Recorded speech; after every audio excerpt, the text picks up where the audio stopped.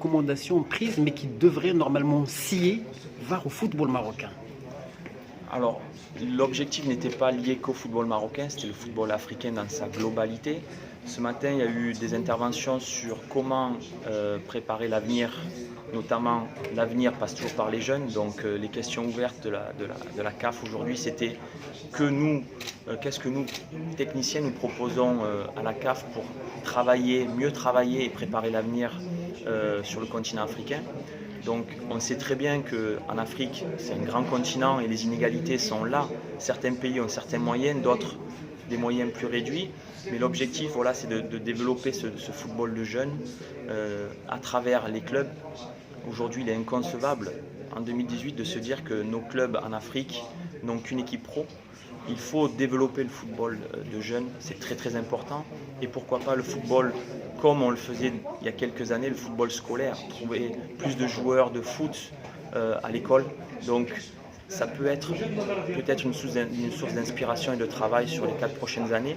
Sur le long terme et le court terme, c'est peut-être d'organiser plus de compétitions de jeunes 17 ans, 20 ans en parallèle avec les équipes A.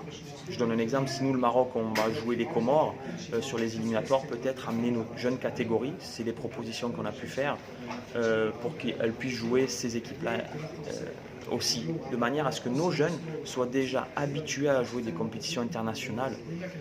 Et quand je dis ça, c'est pas anodin, c'est qu'une compétition internationale, on a pu le voir pendant la Coupe du Monde, il y a une certaine pression. Il y a une certaine pression autour du résultat, autour de l'événement, qui fait que nos joueurs, déjà, nos jeunes joueurs doivent être déjà soumis à ce type d'expérience. Voilà. Et puis aussi quelques recommandations autour de l'arbitrage. J'ai pu demander par exemple autour du VAR la possibilité, nous techniciens, de pouvoir demander des challenges, c'est-à-dire voir la vidéo, parce qu'on s'est senti par moments lésés sur des décisions d'arbitrage où nous, acteurs, on n'a pas pu demander la vidéo. Au tennis aujourd'hui cela existe, pourquoi pas au foot, alors peut-être deux challenges par mi-temps, par staff, de manière à se sentir aussi exister dans les décisions de l'arbitrage. Voilà, donc toutes ces petites questions ouvertes qui font que ça va être travaillé dans les prochains mois à la CAF et j'espère à la FIFA, de manière à ne plus avoir ces événements-là qui peut-être ont empêché le Maroc de se qualifier pour un second tour.